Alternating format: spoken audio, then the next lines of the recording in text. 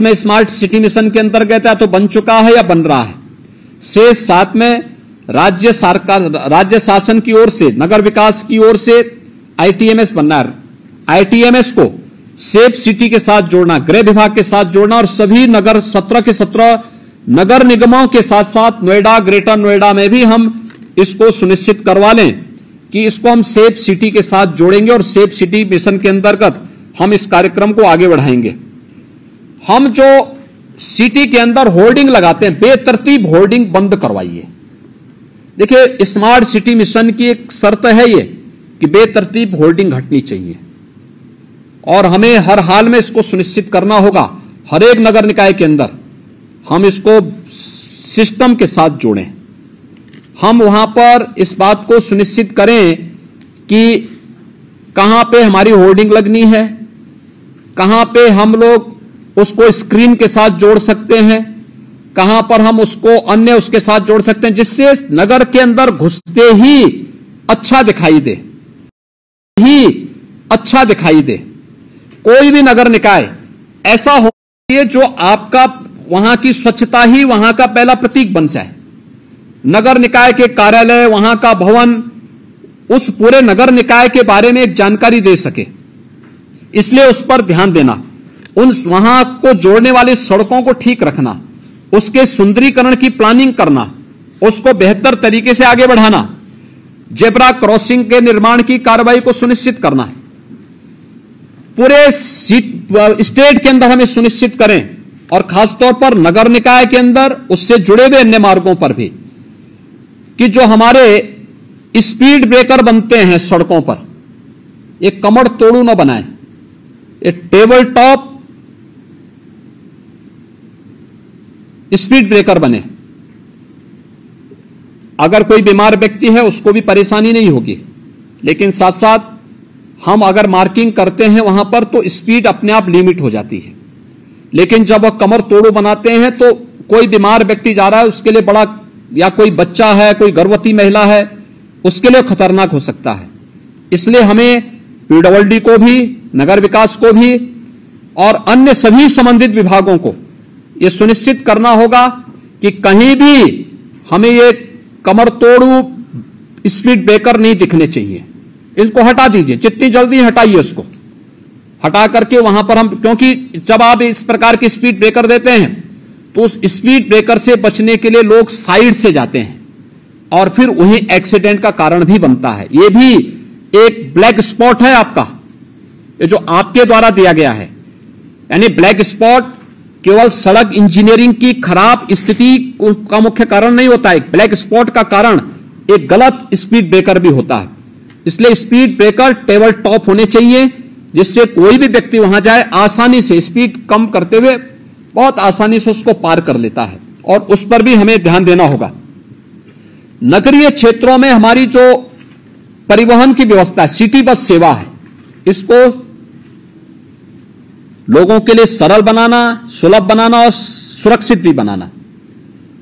Election के दौरान मैं कानपुर के अंदर देख रहा था, 2 बार वहां पर एक्सीडेंट हुआ, और एक बार तो जो सिटी बस सेवा वहां पे इलेक्ट्रिक बस सेवा है उससे जुड़ा हुआ व्यक्ति ने जबरदस्ती 6 लोगों को कुचला था वहां पे।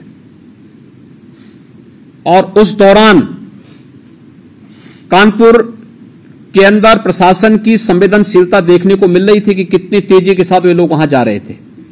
यानी मुझे यहां से इलेक्शन के बावजूद मुझे बोलना पड़ा कि आप लोग वहां क्यों नहीं पहुंचे। 11-12 घंटे के बाद फिर उनकी उपस्थिति वहां हो रही। ये दिखती है कि हम कितने संवेदनशील हैं। नगर निकाय इस बात को सुनिश्चित करें कि सिटी बस सेवा को संचालित करने वाला जो ऑपरेटर है, उससे जुड़े हुए जो भी लोग हैं, हमें उनकी पुलिस वेरिफिकेशन जरूर करानी चाहिए।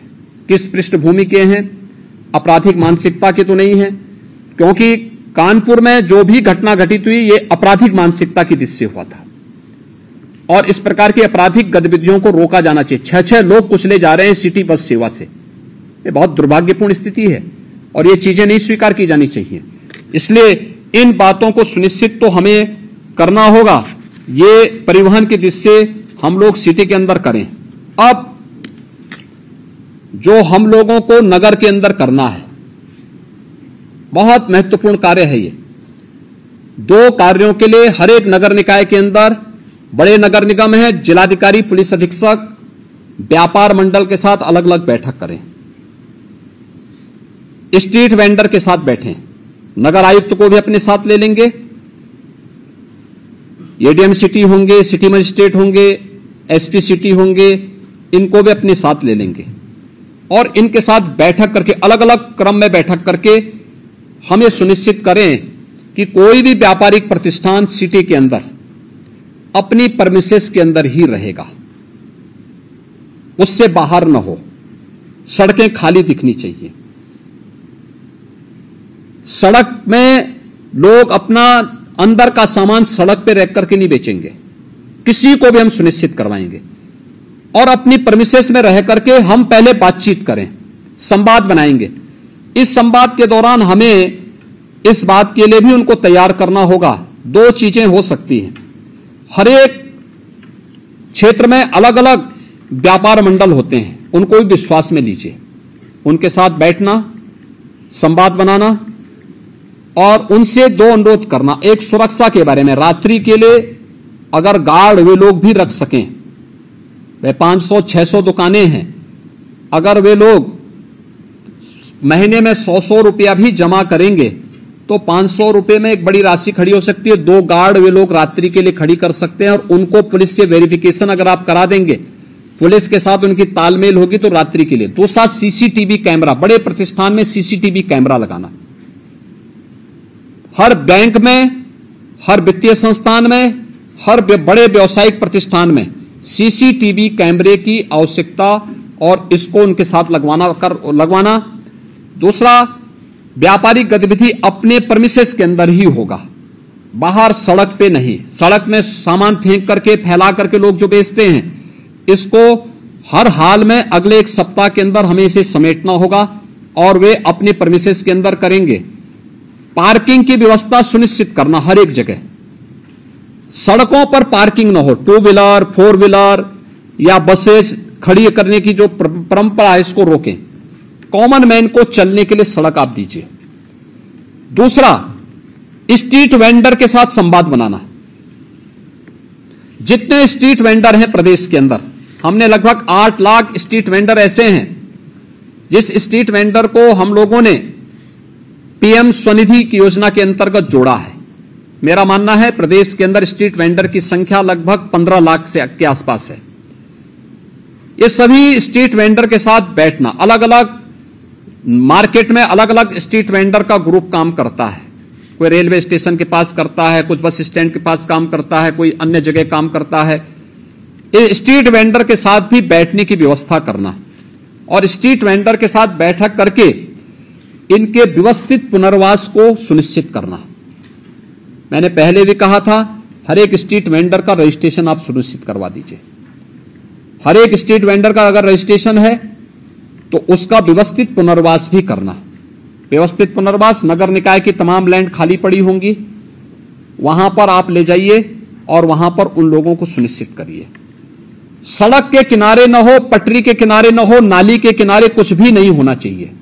मैं देख रहा हूं बहुत सारे नगर निकायों में बाहर से आने वाले तमाम लोगों ने डेरा जमा लिया है, उन्होंने झोपड़ी बना ली है नालियों के ऊपर और वहां पर अवैध रूप से वे लोग रह रहे हैं और उसमें से बहुत सारे लोग तो अवैध गतिविधियों में भी लिप्त हैं। खासतौर पर जो डकैती की घटनाएं होती हैं, याद करिए अभी हम लोगों ने लखनऊ में 2 वर्ष पहले जो रैकेट पकड़ा था, वो रैकेट था बांग्लादेश का और वही लखनऊ में डकैती डाला था। लखनऊ के बाद फिर अलीगढ़ में डाला था, अलीगढ़ के बाद फिर उसका हाथरस में, फोन उसका हमारे सर्विलांस में आ गया था और फिर उसका एक व्यक्ति, उसके साथ का एक व्यक्ति बांग्लादेश वापस भी पहुंच गया था।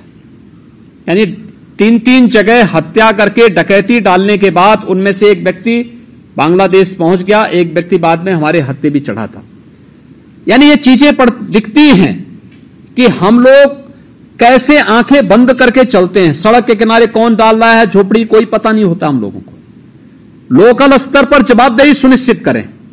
नगर निकाय अपना एक अधिकारी तैनात करें और पुलिस की जो लोकल पुलिस है, लोकल थाना, उसकी जवाबदेही सुनिश्चित करें। एक बार अतिक्रमण हट गया है, व्यवस्थित पुनर्वास हो गया, दोबारा अगर कोई झोपड़ी डाल रहा है, दोबारा कोई वहां पे अतिक्रमण कर रहा है, उसी समय उसके खिलाफ कार्रवाई सुनिश्चित करिए। जो व्यक्ति पुलिस का हो, नगर निकाय का हो, उस क्षेत्र में स्वच्छता के साथ जुड़ा होगा या उस क्षेत्र का इंस्पेक्टर होगा, कोई तो सुपरवाइजर होगा, कोई तो होगा। ऐसा तो है नहीं कि नगर निकाय इतना बड़ा उसके पास मैन पावर है और उसका कोई व्यक्ति सुपरविजन करने वाला नहीं है। यह हम सुनिश्चित करें कि कोई भी व्यक्ति फिर से वहां पर वो न करने पाए। अवैध गतिविधियों का केंद्र बिंदु नगर निकाय के किनारे, सड़क के किनारे झोपड़ी डाल करके दिन भर वहां पर लोग अपनी तमाम गतिविधियों को संचालित कर रहे हैं, यह कतई नहीं हो सकता। और संवाद बना करके, जो पहले से चले आ रहे स्ट्रीट वेंडर हैं, संवाद बनाइए और फिर उनको 2, 3, 4 स्थान दिखाइए। तमाम स्पेस हैं आपके पास, उन स्पेस में से किसी एक जगह व्यवस्थित पुनर्वास करिए। उनके लिए छोटे छोटे अगर आप लोग वहां पे दुकानें बना सकते हैं, कुछ अच्छे मॉडल खड़ा कर सकते हैं, उनको एक निश्चित किराए के साथ महीने में आप 50 रुपए, 100 रुपए, नगर निकाय की इनकम भी बढ़ेगी, सफाई कर्मी दे दीजिए और वे व्यवस्थित रूप से वहां बसेंगे। सब्जी मंडी है या कोई भी इस प्रकार की मंडी है, उसको भी व्यवस्थित रूप से करना, सफाई के साथ जोड़ना, एक सिस्टम के साथ जोड़ना, अपनी परमिसेस में ही उसकी अनुमति देना। कहीं ट्रांसपोर्ट नगर है, ट्रांसपोर्ट नगर जहां है वहीं से ट्रांसपोर्ट की गतिविधि हो। सिटी के अंदर कब आना है, कब उन्हें अपलोड करना है, कब डाउनलोड करना है, इन सभी चीजों को एक निश्चय उसके साथ आप बनाकर के तय करें और संवाद बनाकर के तय करें। व्यापार मंडल को विश्वास में लीजिए, चैंबर ऑफ इंडस्ट्रीज को लीजिए, चैंबर ऑफ ट्रेडर्स को विश्वास में लीजिए, स्ट्रीट वेंडर को व्यवस्थित पुनर्वास के लिए उनको विश्वास में लीजिए और देखना चाहिए कि अगले 15 दिन के अंदर प्रदेश के अंदर कोई भी नगर निकाय के अंदर हम जाएं, कोई माननीय मंत्री जाएं तो साफ सुथरा दिखना चाहिए, एक सिस्टम दिखना चाहिए, स्वतःस्फूर्त भाव के साथ गतिविधियां चलती हुई दिखाई देनी चाहिए। स्मार्ट सिटी के पीछे प्रधानमंत्री जी की जो मंशा है कि हमारी सिटी कैसे दिखनी चाहिए, उस प्रकार की मंशा को आप वहां पे पूरा कर सकते हैं। और इसको लागू करने के लिए आज मैंने ये वीडियो कॉन्फ्रेंसिंग में आप सबको बुलाया है और इसमें हर एक स्तर के अधिकारी की जवाबदेही सुनिश्चित होगी, इस बात को सुनिश्चित करेंगे।